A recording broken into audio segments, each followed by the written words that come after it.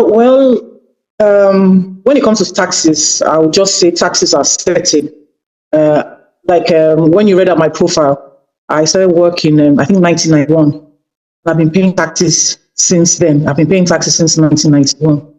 From the month of December, yes, I started paying. And I'm still paying up to now. So it's not going to kill you. And we have to understand it's constitutional. So it's important that we are compliant. And like my big sister said from NRS, the cost of non-compliance is so high, and that's actually deliberate on the side of the government. You can imagine now, if you actually want to do business with a person that does not have the ID, so you can imagine you are employer, you're going to employ employees that are not registered, that do not have tax ID. It is actually mandatory. So it's basically running foul of the. When it comes to taxes, I understand that there's no direct benefit, but there's that general benefit. I mentioned I went to Lagos State University. So basically, it was taxes that built that university, and put some of us through that university. So we didn't finish. After being given birth to just end up on the streets. The secondary schools I went to Methodist Girls High School, funded by taxpayers. I did levels in QC, funded by taxpayers. So I did benefit to an extent, but I can say as an individual that some of us now do not need those public services, but we have a lot of people in Nigeria that desire good education, that need that education. We need those hospitals. We need economic development. And one of the only ways that can be achieved is basically taxes. And I want to repeat again that it's direct benefits now. I pay huge taxes every year now. It's not for my own direct benefit, but it's for the benefits of the other citizens that need those things that I was able to have when I was growing up. So basically, that's the only way I can advise people, aside from the Constitution. There's that level of patriotism. When you watch some programs, or you come across some other individuals from other countries, and they say it with pride, I pay. We have reforms now, and reforms are in place to sort of balance the inequity that we have.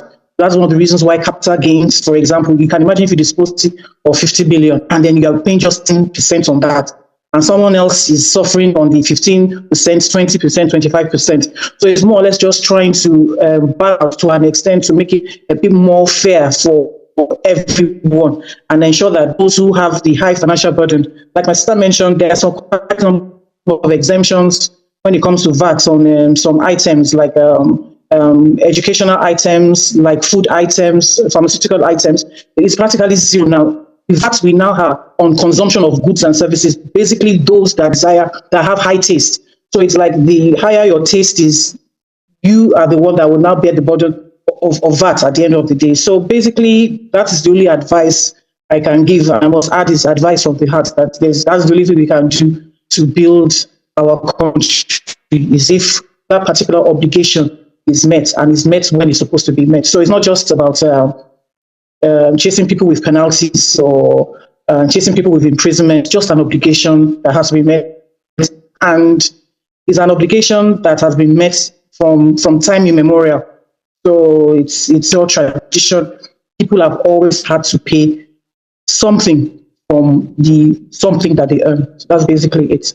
Thank you very much, Mojisola. So we have two questions from Demola. One would be to Henrietta. And the question is, are microfinance bank services VAT exempted under the new tax law as it was before now? Okay, thank you.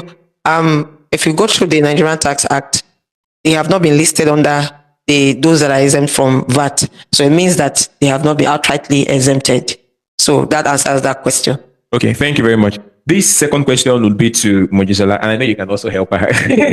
Yeah, right. So the second question is, what relief does a landlord have as it relates to the new the rent relief? He built his house from his savings and never enjoyed any relief from government before now. So Mojisola, I don't know if you want to handle that. That question is asking what's the benefit to a landlord. Well, the benefits were probably a certain level of security, a certain level of road network, a certain level of business activity. That's actually the reason why you're even having tenants. So some things can actually not be quantified per se, but it's because of some of the things the government has done. That's the reason why when you have that property is in an area where it's going to now start attracting tenants. And that's why you see landlords are really landlords in the real sense of the word. When you look at the kind of rents we keep on hearing about, you cannot have a property in a swamp or in a mangrove and get tenants there. It is not possible. So for the fact that that environment is conducive and you are now earning significant rental income, so I believe that be enough reason for a landlord to fulfill his obligations as regards paying taxes. Okay. Thank you very much, Mojisola. Go ahead, Henrietta. Okay, just to add to what my big sis has said, these tax laws, the reviews are meant to help poor amongst us, to help those that are less privileged. Don't forget that all fingers are not equal, and we all share in this nation as Nigerians. So the landlord is assumed to be in a better position than the tenant who is paying rent. So the relief is meant to, to ameliorate the situation of the tenant. So the landlord is assumed to be big. So the idea is to tax it's a progressive tax system we're operating. The idea is to see that, okay, those that are the rich pay more, while the less pay less and not have to pay when necessary. So I think that landlord should bear with the tax laws and be grateful that you're a landlord, right? Instead of a tenant. Yes, thank you very much. Before we bring this webinar to a wrap, first off, I want to appreciate all our panelists and also everyone that's connected at this very time. But before we wrap up, I want to just ask all of the panelists to, in 1 minute, we are celebrating our International Women's Day, and we just want you to give like a final thought on the discussion so far. We just want to give your final thoughts. Starting with Megan, just give us your final thoughts. Especially for the women entrepreneurs and business owners on the call, I think I learned a lot today from this panel, and there's nothing that women cannot do. There's no field that women cannot be experts in. We're all up here talking about very technical things. All of us are good with numbers, so you can be too. And so for women, there's really no limit in what we can achieve. Thank you very much, Megan. Oluke. Just echo what Megan said, because, at the end of the day, women are financially disciplined. We repay our loans on time. So let's all just take advantage of the financial solutions or products that are available in banks like Mayden, and then we can use this to scale our businesses. Don't be shy. The sky is the limit for any woman. Just go for it and you'll get it. Thank you very much, Henrietta. I would first like to thank Mayden Microfinance Bank for setting this up. It's been a wonderful experience here. Then I also like to say, since beginning of, even from the pre-colonial era, women have played very key role in the macroeconomic development. And even until now, women still keep playing big roles, in building our economy. And you see, women over the time have even sat in boards, like you see women here in different boards. So my last point here is for women to be more enlightened in the area of taxation, and wherever board you sit on, always look at the tax implication of activities that are being, that wants to be taken. Even if you are investing, always look at what the tax implication of whatever investments we are going into. Even when you want to make an expense, what's the tax implication? So that puts you at a better advantage. It helps you to have tax savings and ensure that tax is one of your strategies. No boardroom should be without a tax expert now. In fact, every board member should have good knowledge of taxation to succeed. I just want to thank you for this opportunity again and wish you success in all of your endeavors. Thank you. Mojisola. Okay, well, first and foremost, I wish I was sitting amongst the women, but just have to manage your faces through the box. So it's been a wonderful experience being here. And generally, it's a wonderful experience being a woman. I was so happy having to be part of this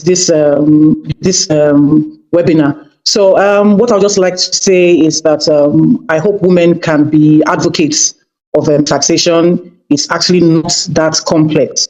And it's good that you have more or less broke the ice with this webinar. It's very thoughtful, a thoughtful process, and I actually wish your microfinance institution all the best, because I learned that this is on women and helping women. It's been a very important day for me, and I just pray that we continue to see such activities, that at the end of the day, probably there will be special incentives that come for women focused to try and encourage us to do more in the business world. Thank you very much for having me. Thank you. On behalf of Mayden, I want to say thank you to everyone, to our panelists, and to everyone that joined. I'll just say, let's go for it. Let's have a very fantastic day. Thank you.